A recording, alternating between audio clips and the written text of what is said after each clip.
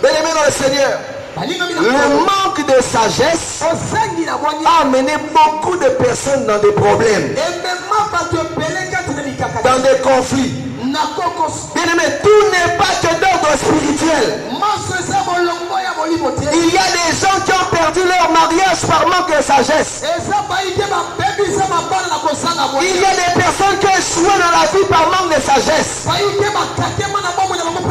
Il y a des gens qui se retrouvent dans la pauvreté par manque de sagesse. Ce n'est pas qu'on l'a envoûté, c'est parce qu'il a manqué de sagesse. Priez le Seigneur. Tendre Père, nous te bénissons et te rendons grâce pour ta présence en ce lieu. Tu étais déjà là. Tu avais déjà commencé à agir. Et je te prie de continuer à faire ce que tu as prévu.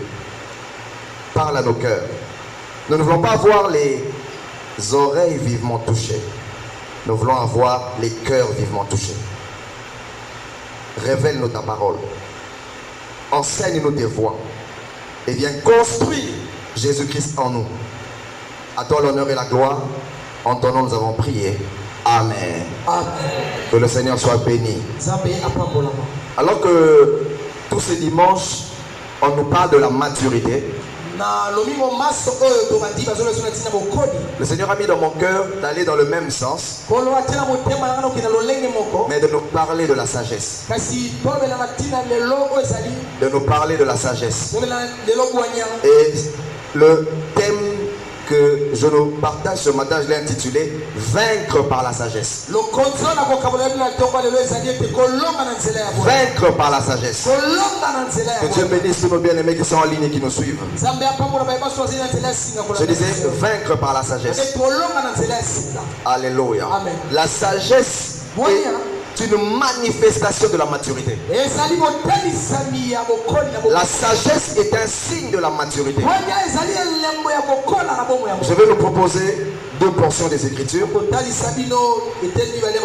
Nous lisons premièrement Ecclésiaste chapitre 8 verset 18.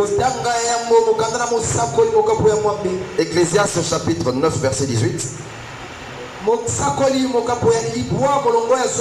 Et ensuite nous lirons Proverbes chapitre 28 verset 26. Et nous toucherons les autres textes par la suite. Ecclésiaste chapitre 9 verset 18, il est écrit ceci. Je ferai mes lectures en français directement. Amen. Et que Dieu bénisse mon interprète. La sagesse vaut mieux qu'un équipement militaire, mais un seul pécheur peut anéantir beaucoup de biens. Ça c'est dans la version du Semeur. Dans la version français courant, il est dit: la sagesse est plus efficace que les armes, mais un seul maladroit détruit le bien qu'elle procure. Alléluia. Amen. La sagesse est plus efficace que les armes. Elle vaut mieux qu'un équipement militaire. En d'autres termes, celui qui a la sagesse peut avoir l'avantage par rapport à celui qui a l'équipement militaire. En d'autres termes, la sagesse est la meilleure des armes. David a dit ceci: ce n'est ni par l'épée ni par la lance que l'Éternel sauve.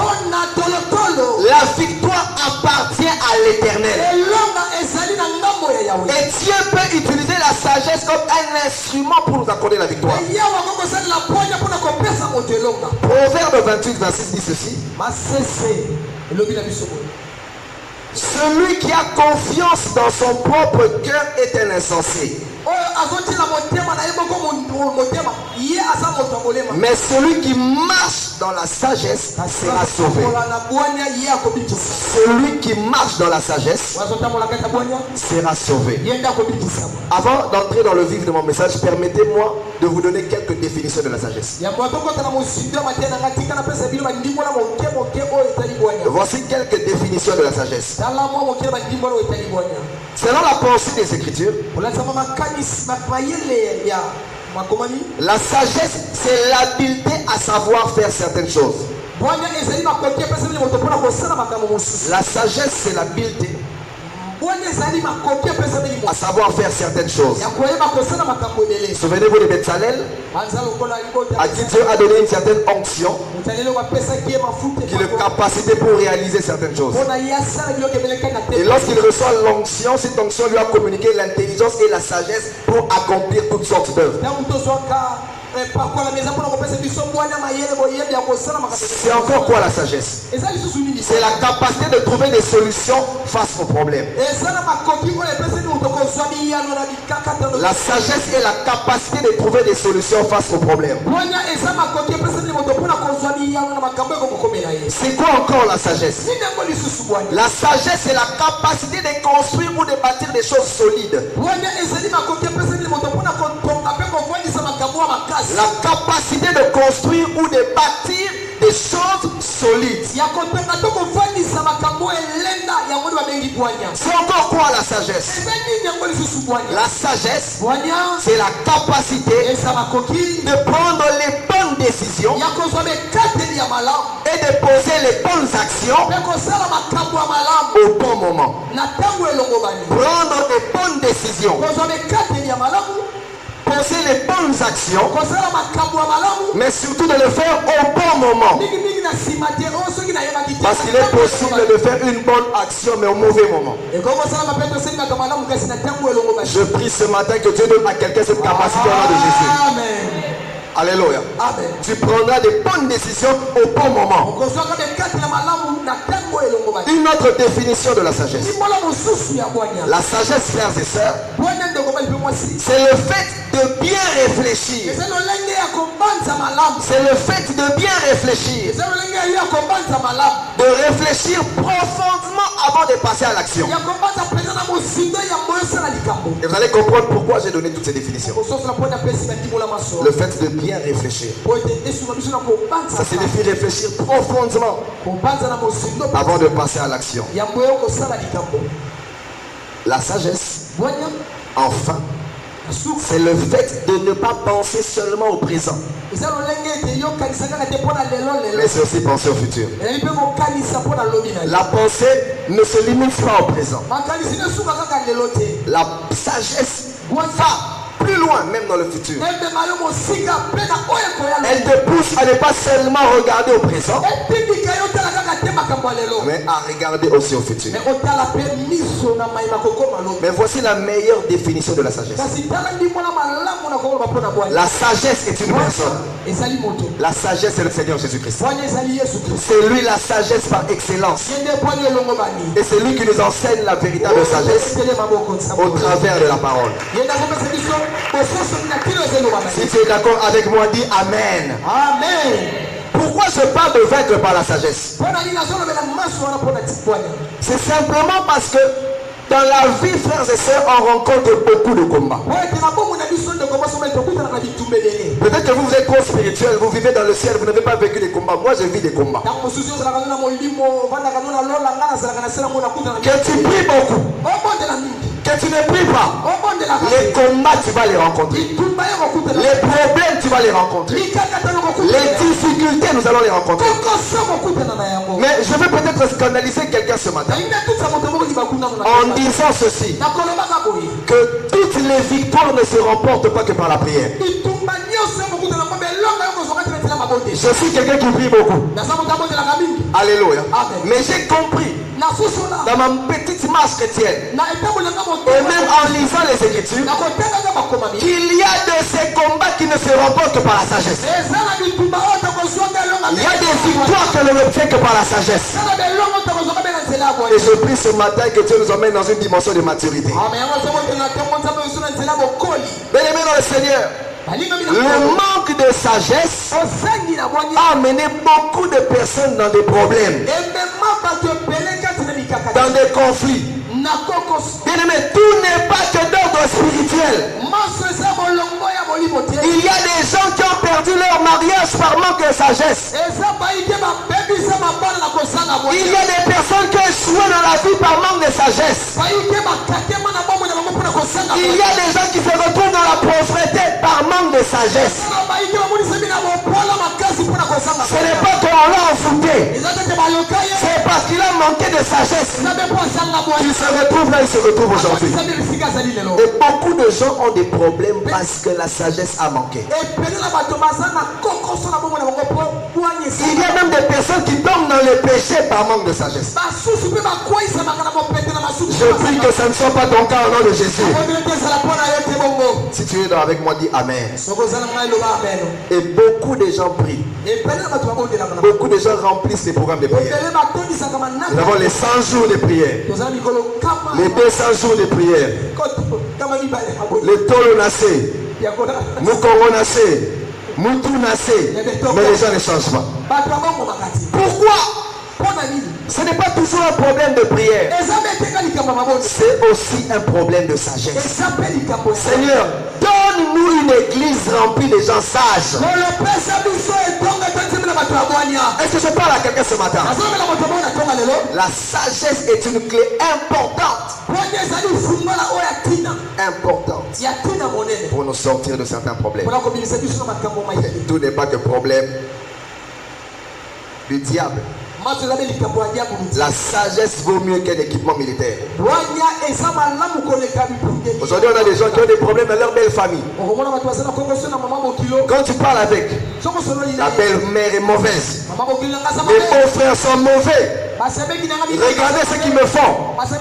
Mais si vous fouillez dans sa vie, c'est elle-même qui est l'auteur de tout ce qu'elle a fait. Est-ce que ça c'est seulement le diable? Est-ce que ça c'est le diable? Quand les gens viennent, elle ne les reçoit pas. Elle n'est pas courtoise. Elle n'est pas gentille. Elle est invivable. Elle donne des mauvaises réponses. Mais après elle va dire je suis combattu. Mais tu es responsable de ce qui t'arrive.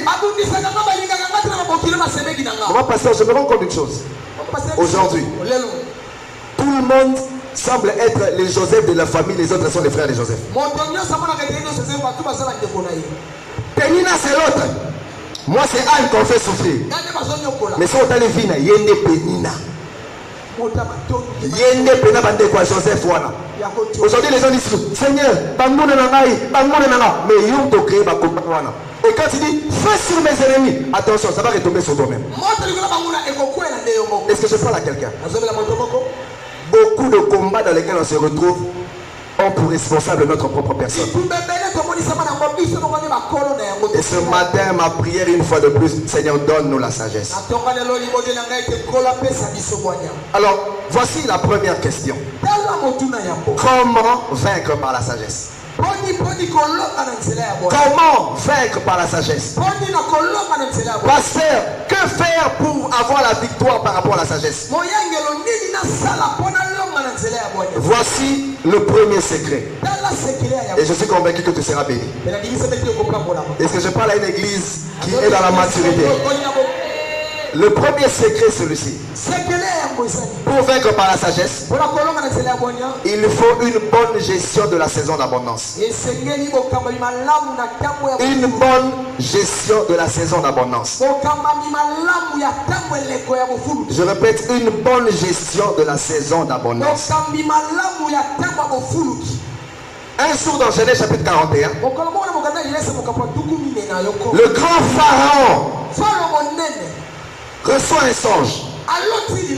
Et dans ce songe-là, il voit 7 vaches grasses qui paisaient le long du fleuve paisiblement. Et quelque temps après, il voit 7 vaches maigres qui sont venues après et qui ont consommé les vaches grasses. Les 7 autres vaches étaient maigres et laides, mais elles ont pu quand même consommer les vaches grasses. Il s'est réveillé de son songe et puis il s'est endormi. Il fait un autre songe, et dans ce songe là il voit 7 épis qui étaient beaux à voir, et puis il voit 7 autres épis brûlés par le vent qui ont englouti les autres épis.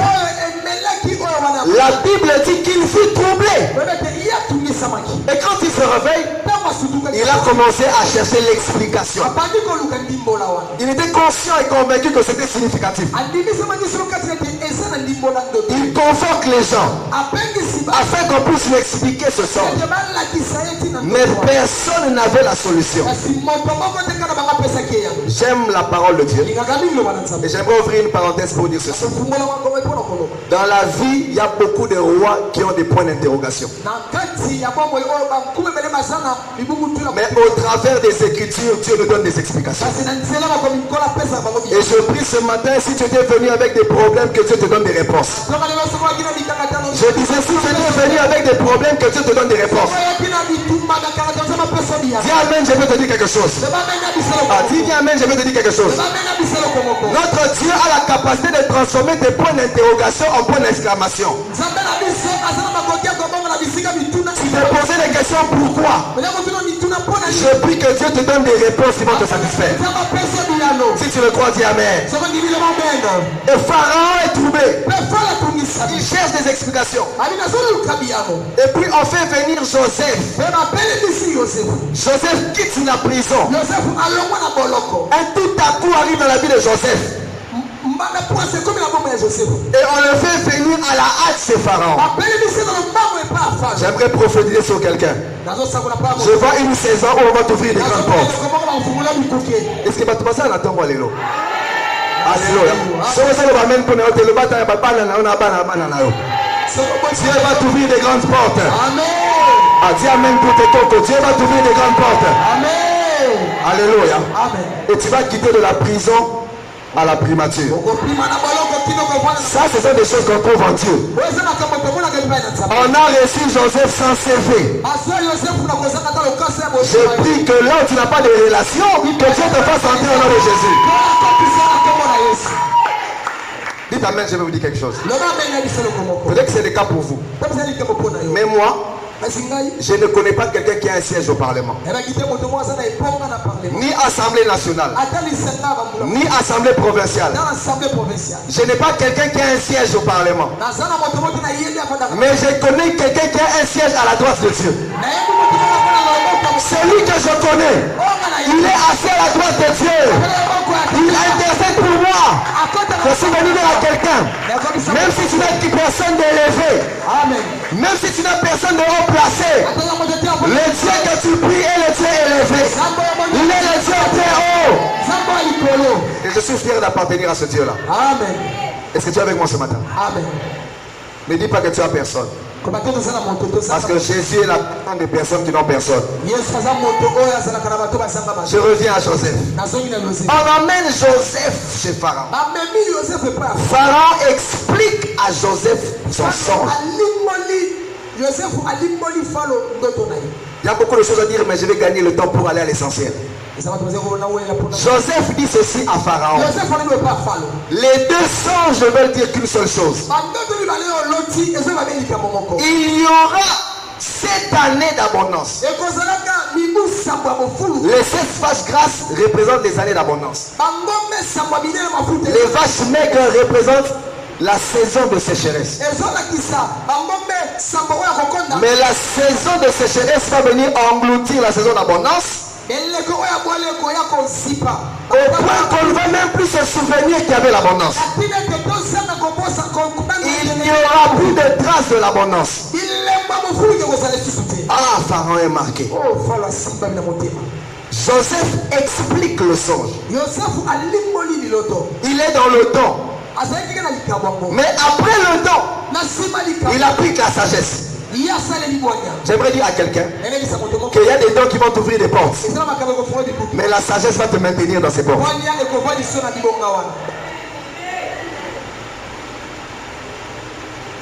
Joseph applique la sagesse. Voilà ce qu'on doit faire pendant cette saison d'abondance. Faisons des provisions. Amassons. Prenons le 1/5 des récoltes. Et ce que nous mettrons à part, va nous servir de provision pendant la saison de sécheresse. Et la Bible déclare ceci: pendant la saison d'abondance, la terre produisit des meilleures récoltes. Et la sagesse les a poussés à ne pas tout consommer, mais à penser à demain. Ils mangeaient un peu, ils gardaient un peu, parce qu'ils savaient qu'une saison haute allait arriver. Et la Bible dit qu'après ce temps, il y a eu une grande famine sur la surface de la terre. Cette sécheresse n'a pas que frappé l'Égypte, mais ça a touché toute la terre. Mais qu'est-ce qui les avait sauvés? C'était la bonne gestion de la saison d'abondance. La sagesse qu'ils ont appliquée quand ils étaient dans la saison d'abondance. Que représente la saison d'abondance? La saison d'abondance représente toutes les opportunités financières que Dieu met devant toi. Toutes les opportunités financières que Dieu met devant toi. C'est une saison d'abondance. Ce texte nous enseigne que dans la vie de toute nation, dans la vie de toute personne, il y aura toujours une saison d'abondance et une saison de sécheresse. Tout dépend de notre gestion de la saison d'abondance. Tous tels que nous sommes ici, nous avons déjà connu et nous connaîtrons toujours ces deux saisons. Mais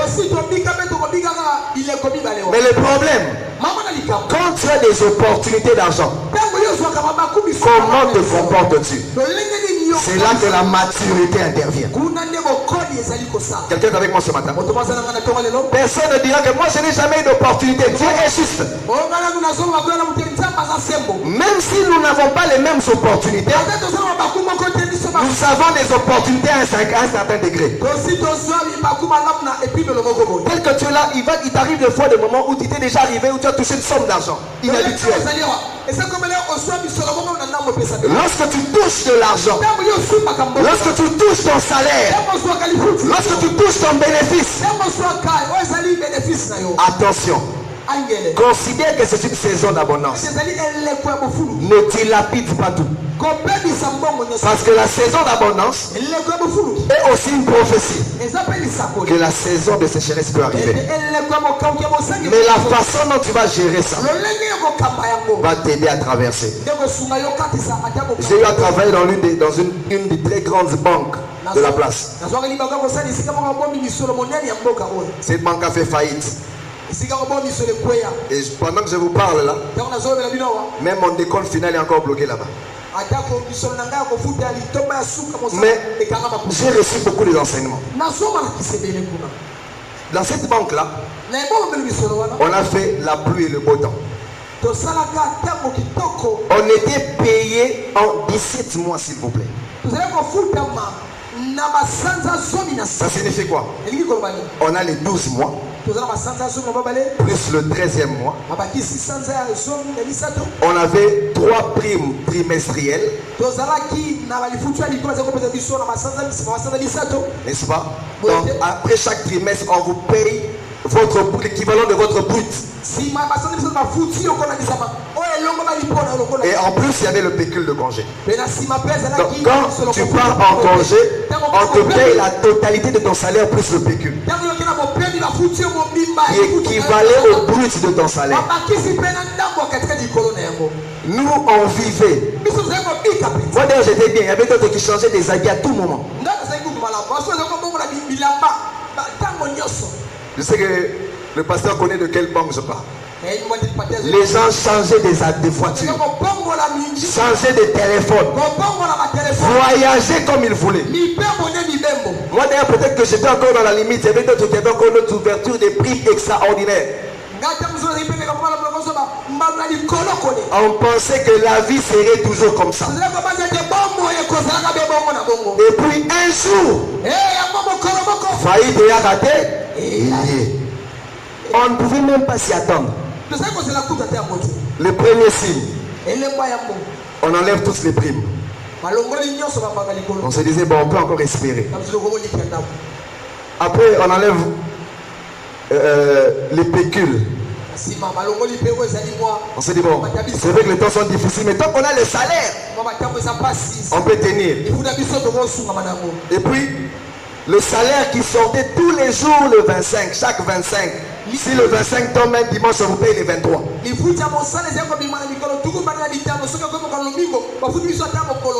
On a commencé à être payé les 42, les 38.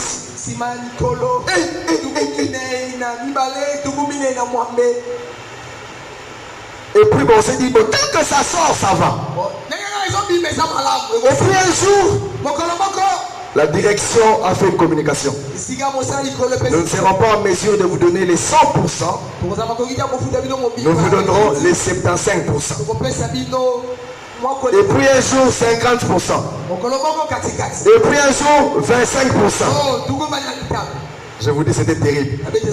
Je me souviens même ce jour-là qu'on devait nous payer. Un collègue a pris ses 25%, il a crié, voici les signes du temps de la fin. Un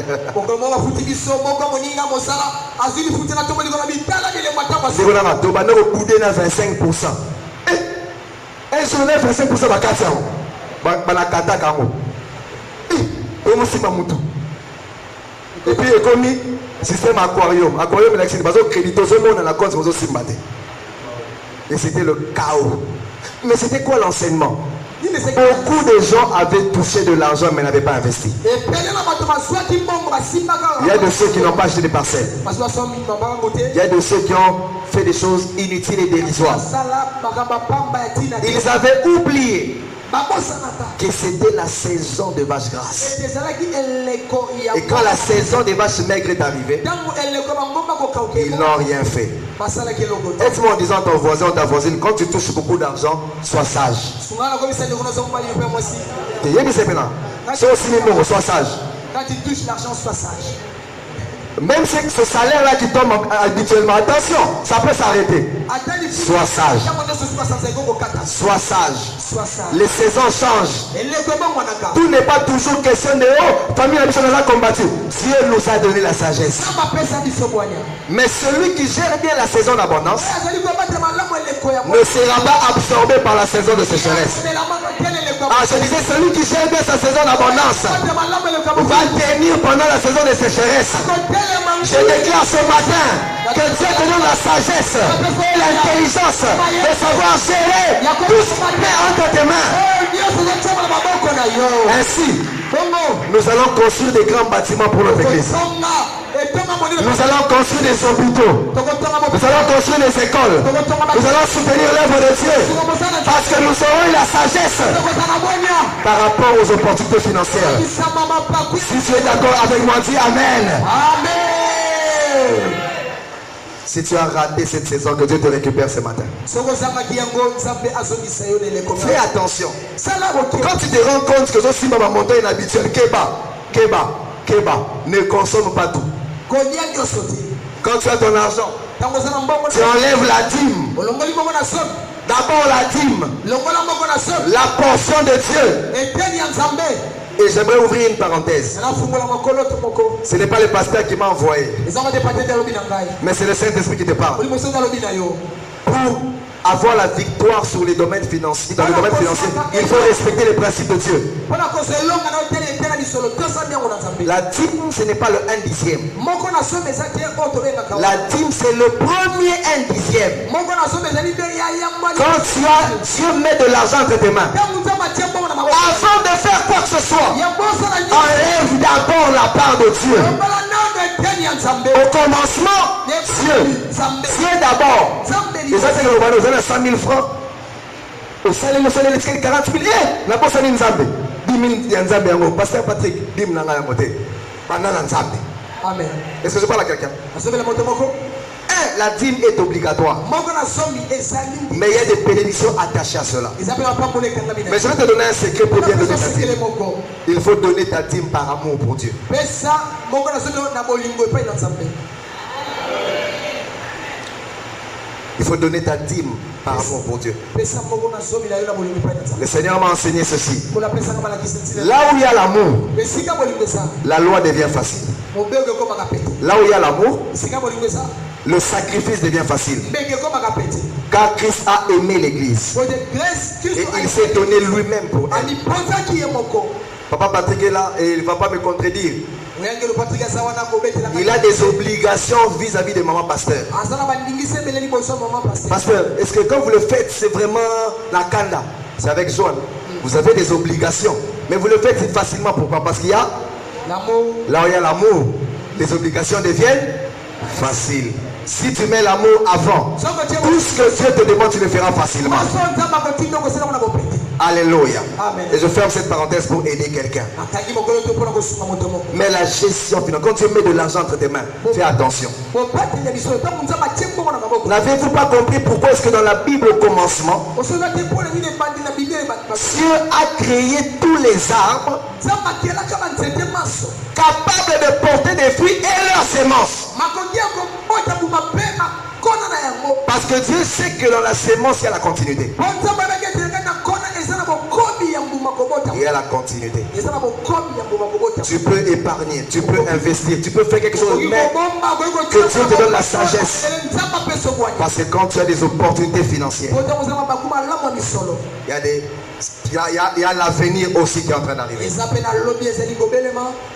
La saison d'abondance représente aussi les personnes providentielles, les personnes qui sont des bénédictions que Dieu met autour de toi. N'oubliez pas qu'il y a une saison d'abondance et une saison de sécheresse. Cela signifie qu'en d'autres termes, il y a des personnes que Dieu met dans ta vie pour un temps, mais elles ne seront pas toujours là. Alors quand tu as l'occasion de les avoir à tes côtés, il faut en profiter, maximiser. Il faut profiter d'eux au maximum. Parce que ces personnes providentielles, ces personnes bénédictions ne seront pas toujours là. Vous savez, mon père, je l'admirais beaucoup. C'était une grande bénédiction pour moi. Et je pensais toujours que j'aurais le temps pour lui. Il y avait des jours où mon père m'appelait: mon fils, j'ai besoin de te voir, il faut qu'on parle. J'ai dit: papa, je viendrai, je suis occupé. Et puis, en 2013, il tombe malade. 2014, sa maladie s'aggrave un peu. Et des fois, il m'appelait: mon fils, j'ai besoin de toi. Je disais: papa, je viendrai. Des fois, je viens, on parle, et puis, j'étais toujours occupé. Et puis, un jour, le 10 septembre 2014, on m'appelle pour me dire que ton père, suis-nous. Nous sommes en Aliema.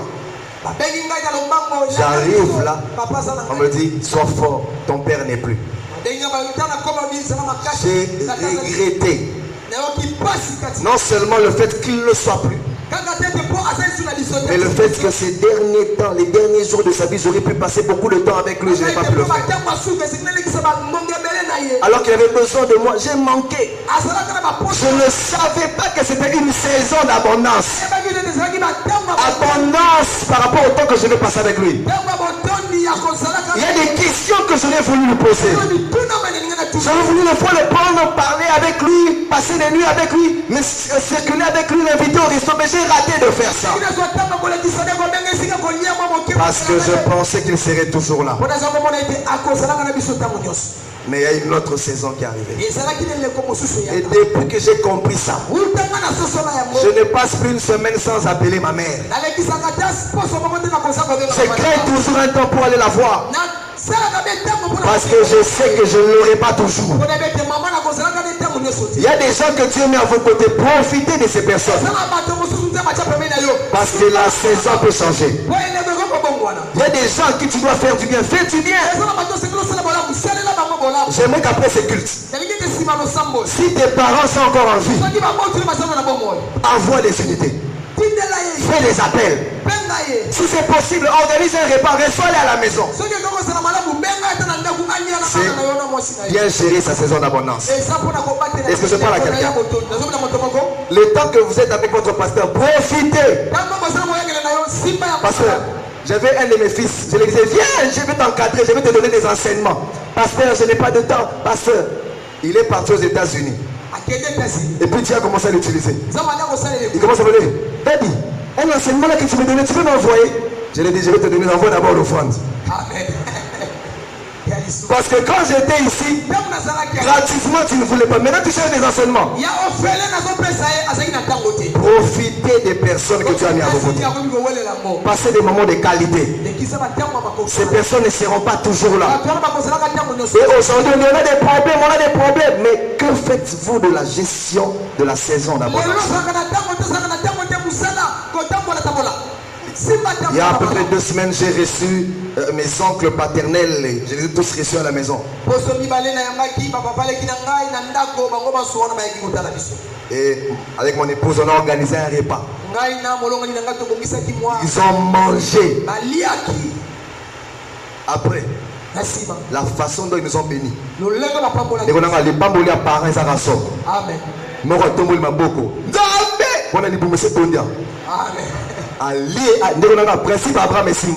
Amen. Si les parents sont des dieux, quand Dieu mange, il doit te bénir. Ils nous ont bénis comme pas possible. Il y a des jours où, pasteur, à part ta dîme, à part tes offrandes, pasteur, soit crédit, pasteur, soit telle chose, soit provision, Dieu va te bénir. C'est une façon de vaincre certaines choses.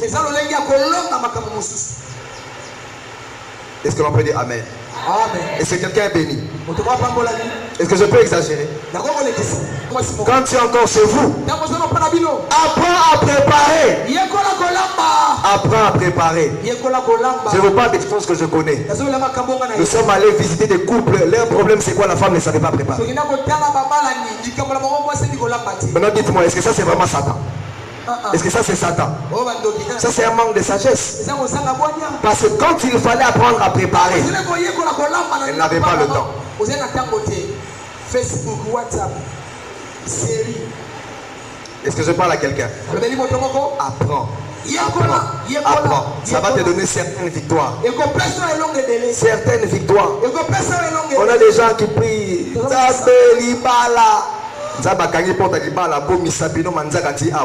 Mais si tu pas mais à livrer, apprends à préparer. Je pensais que les frères allaient dire Amen. Un jour, avec mon épouse, on allait traiter un problème de couple. D'abord, moi, j'ai reçu l'homme qui a commencé à parler de sa femme. Elle a fait ceci. Elle est. C'est que la femme a des problèmes. La femme parle à mon épouse. On s'est dit, c'est que cet homme, c'est vraiment un païen. Voilà pourquoi en termes de conflit, ils ont raison. Et en la dimension d'un conflit, il faut écouter toujours les deux parties. Amen. Pour avoir un bon jugement. Amen. Mais quand on est arrivé à la maison, on les a écoutés. On a simplement compris que leur problème était lié à un manque de sagesse.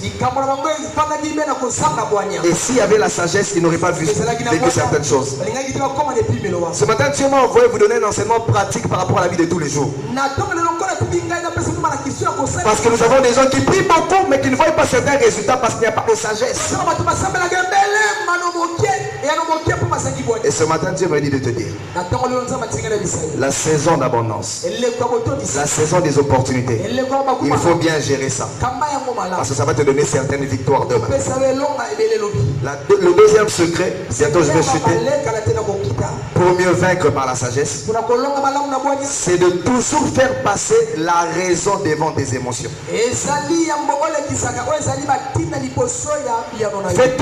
Mets toujours en avant la raison au devant de tes émotions. Parce qu'il y a beaucoup d'erreurs que nous faisons parce que nous nous sommes laissés emporter par les émotions.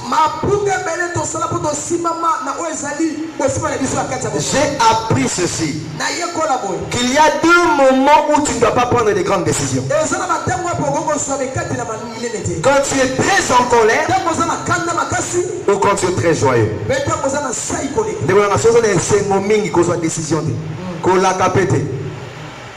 Tu risques de faire comme ces rois.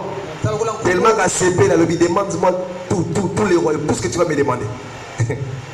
Tu vas tomber sur une personne qui te dit, je demande la partie où toi tu es. Alléluia. Sois calme. Celui qui est profond dans sa réflexion sera profond dans ses décisions.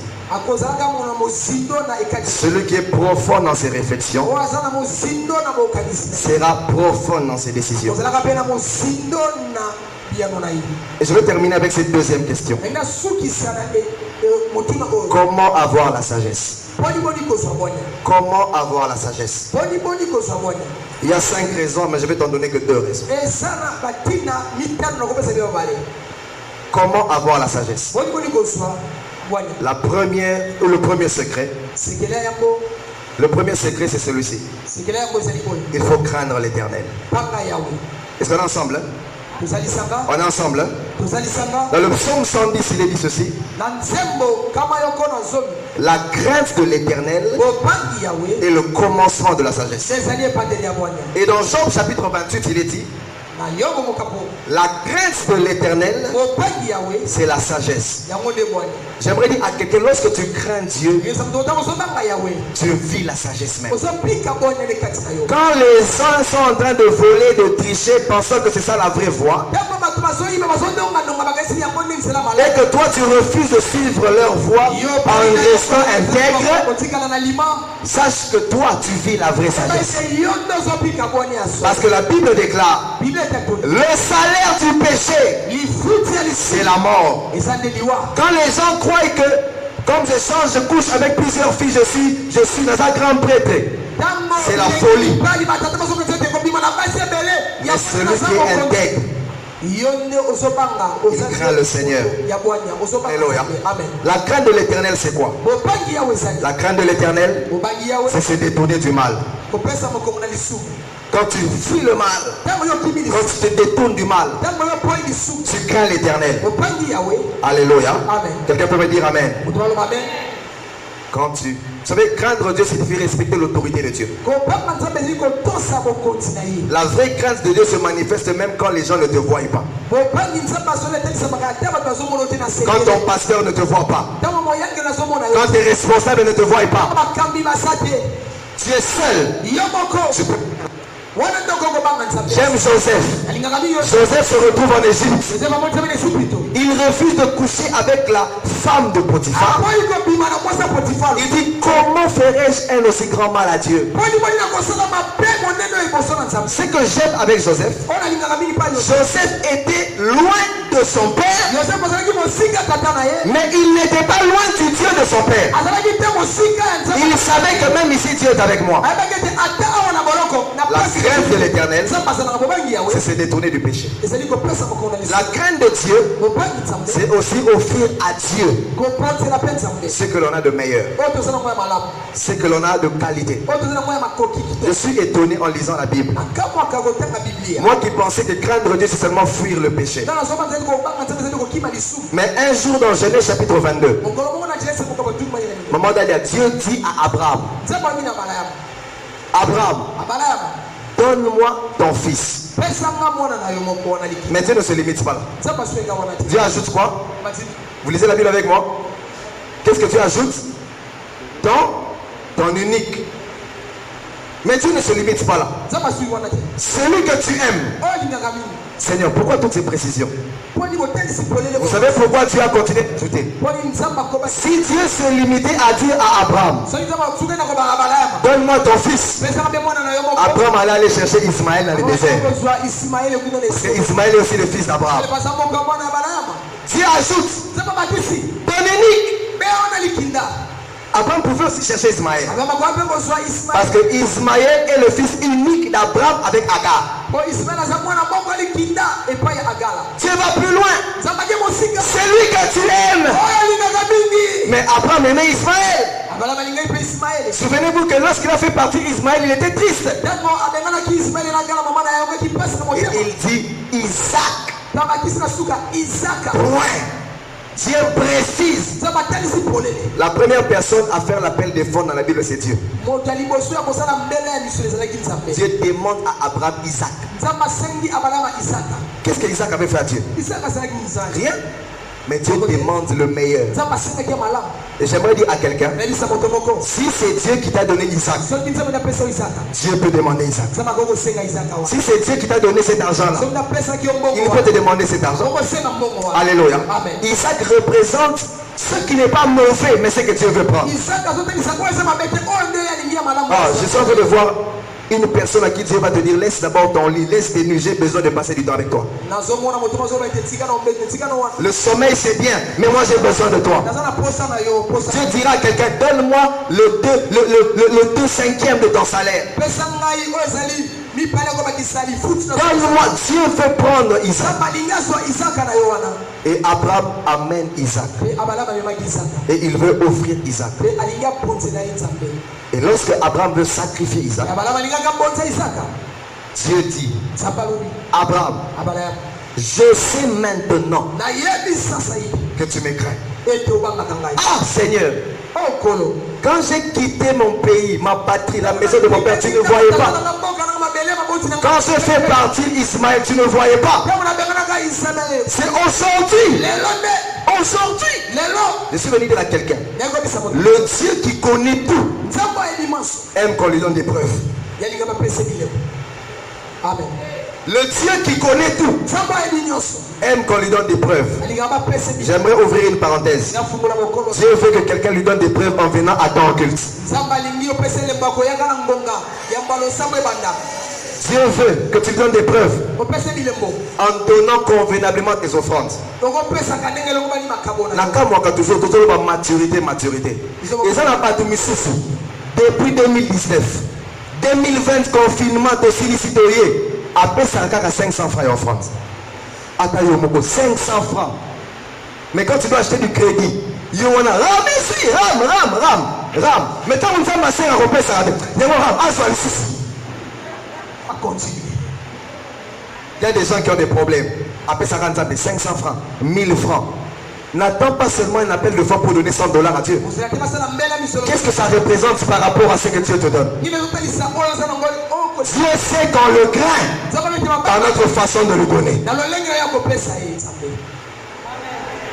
Un jour, j'ai dit, le dimanche passé, maman pasteur, j'ai été à l'église. Aujourd'hui, chacun va monter son offrande à son voisin. Si il y aura un accident diplomatique. Son offrande, là qui sa voisin.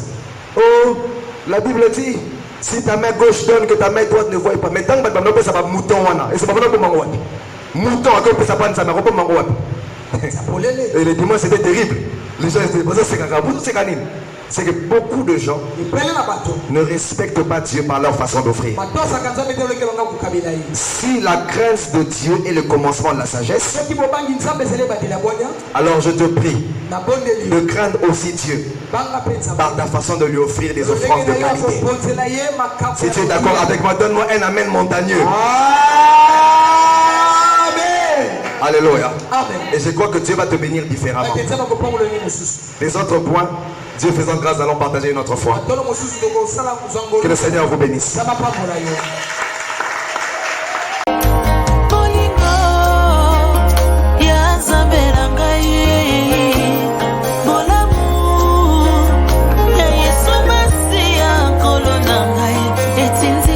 Sopa motema na ngai liboso na ye binalobe